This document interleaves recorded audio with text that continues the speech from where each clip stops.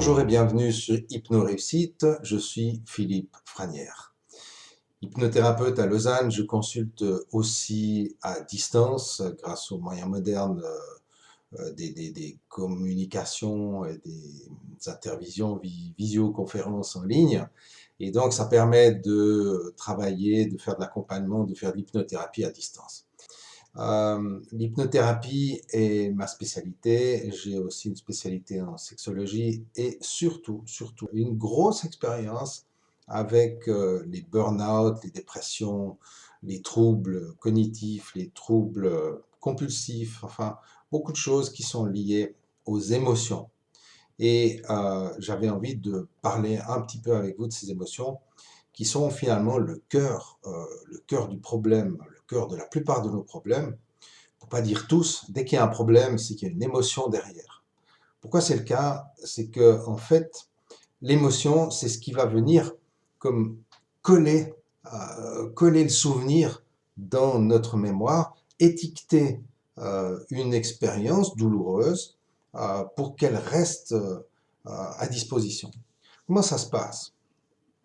Quand vous ressentez une émotion, euh, évidemment, on va parler ici d'émotions négatives. Vous avez bien entendu des émotions positives qui viennent aussi étiqueter des événements heureux. Mais ce qui nous pose problème, ça va être évidemment les émotions négatives. Alors il y en a 4 émotions négatives: la peur, la colère, la tristesse et le dégoût. Ces émotions sont utiles au subconscient, à l'inconscient, une partie de l'inconscient qu'on nomme le subconscient, qui est là pour nous protéger et qui va donc être un peu comme orienter, l'attention orientée sur ces 4 émotions négatives, puisque c'est de là que vient le danger.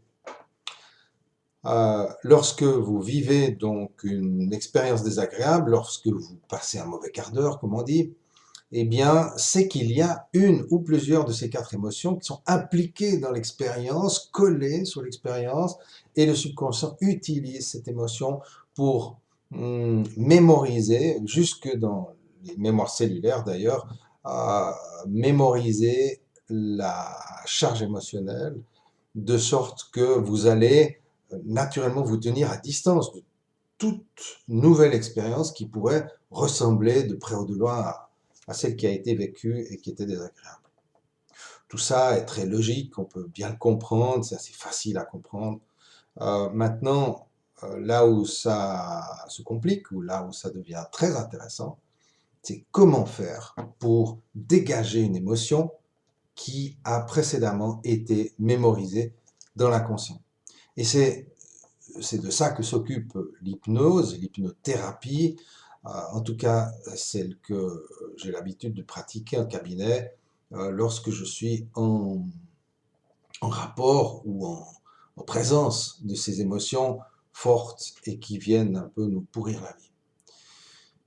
Ainsi, grâce à des moyens hypnotiques, grâce à l'imaginaire, grâce à la communication qui va être possible à travers l'hypnose avec le subconscient, on va pouvoir lui demander de faire les modifications nécessaires, de prendre, si on veut, conscience inconsciemment que le système qui a été mis en place par le passé, qui avait certainement de très bonnes raisons d'être en place, n'est plus valable, demande à être mis à jour, et on va pouvoir donc réaliser cette transformation qui est extrêmement libératrice.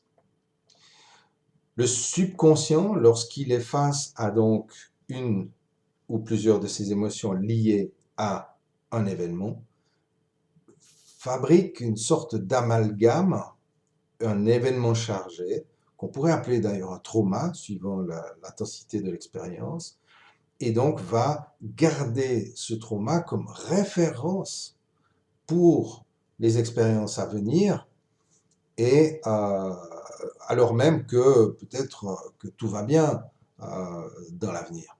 Si vous avez un trauma quand vous êtes enfant, évidemment quand vous êtes adulte, vous avez d'autres moyens, d'autres compréhensions, d'autres expériences qui vous permettent de lutter différemment que lorsque vous étiez enfant. Il s'agit donc de faire une mise à jour.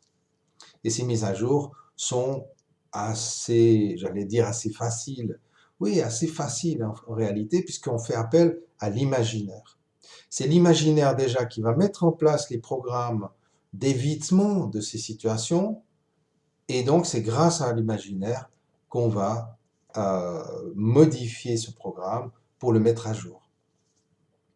Si lorsque vous étiez enfant, vous aviez un petit vélo avec les deux petits trous derrière pour pas tomber, ben c'est très intéressant d'avoir ces deux petits trous quand on est enfant, quand on a 3, 4, 5 ans.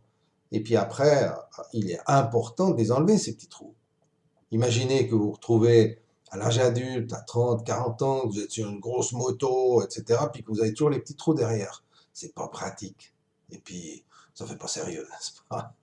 Comme la plupart de nos problèmes, c'est pas pratique et ça fait pas sérieux. Parce que on est censé vivre les choses de manière beaucoup plus équilibrée, avec plus de conscience, avec plus de pouvoir, de maîtrise, de contrôle ou de lâcher prise, qui est une forme de contrôle, lorsqu'on est adulte.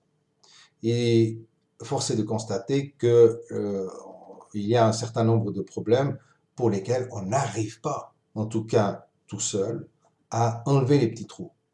Et c'est ça qu'on fait en hypnose. Je vous retrouverai dans quelques autres vidéos pour vous expliquer plus en détail d'autres choses à propos d'émotions, à propos d'hypnose. Et j'aimerais vous inviter, si cela vous convient, si ça vous intéresse, si cela a du sens pour vous, pensez à soutenir ce type de vidéo pour que d'autres gens puissent en profiter. Voilà, c'était Philippe Franière. J'espère que cela peut vous être utile de voir un peu plus clair à propos de ces émotions. Et on se retrouve bientôt pour une autre vidéo à ce sujet ou à d'autres à propos d'hypnose, d'émotions et de plein d'autres choses pour votre développement personnel. Prenez soin de vous et à bientôt. Ciao.